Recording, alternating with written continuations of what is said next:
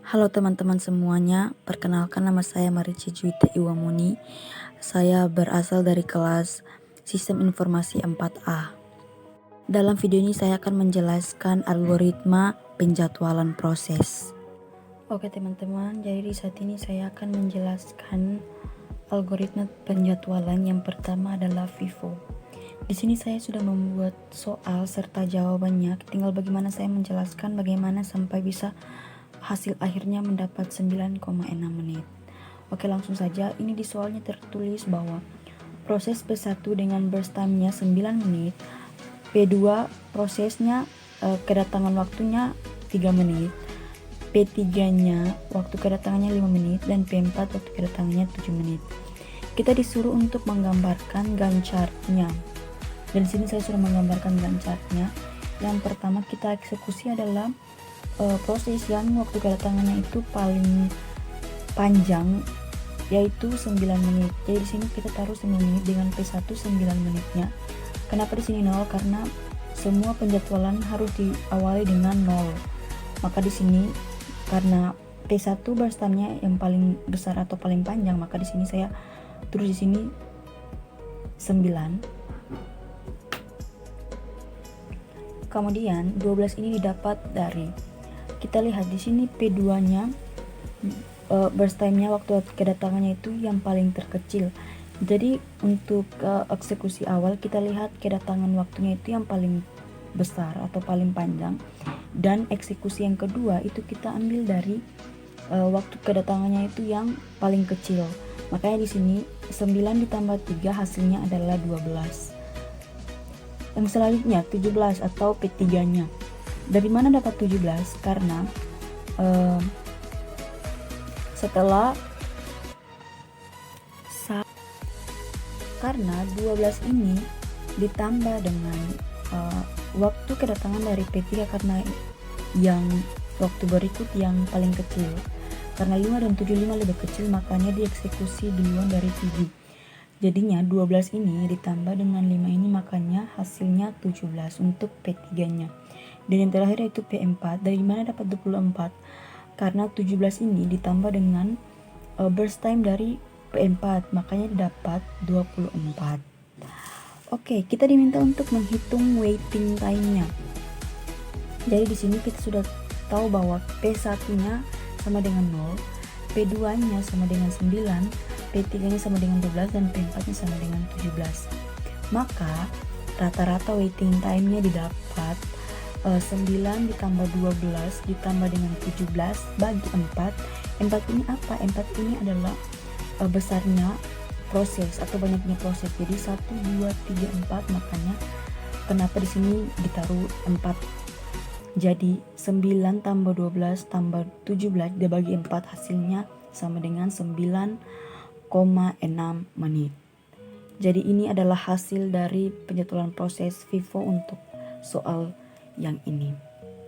Oke teman-teman, saya akan menjelaskan algoritma penjadwalan yang berikutnya, yaitu SJF. Di sini saya sudah membuat soalnya juga beserta jawabannya. Dan di sini soalnya yaitu ada proses, ada arrival time, dan ada burst time. Di sini P1-nya dengan arrival time-nya 0 dan burst time-nya itu 11. P2 arrival time-nya itu 1 dan burst time-nya itu 8. P3-nya arrival time 3 dan burst time-nya 5. Dan yang terakhir P4 dengan arrival time 2 dan burst time-nya itu 4. Oke, ini adalah gambaran Gantt chart-nya, di mana P1 harus diawali dengan 0 karena semua penjadwalan itu pasti diawali dengan 0. Nah, di sini kenapa saya taruh 11? Karena P1 adalah proses yang waktu kedatangannya itu paling awal atau paling pendek. Jadi di sini 11 dengan burst time-nya 11, maka di sini saya taruh 11. Kenapa di sini 15 dan di sini P4?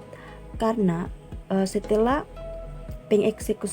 pengeksekusian dari proses yang waktu kedatangannya paling kecil, maka kita cari lagi proses yang waktu eksekusinya itu paling kecil.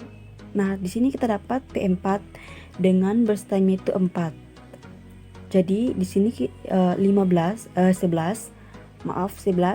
ditambah dengan 4 hasilnya 15. Nah, untuk 20 ini dimana kenapa sampai dapat 20? Karena 20 ini 15 ditambah dengan 5 yang ini.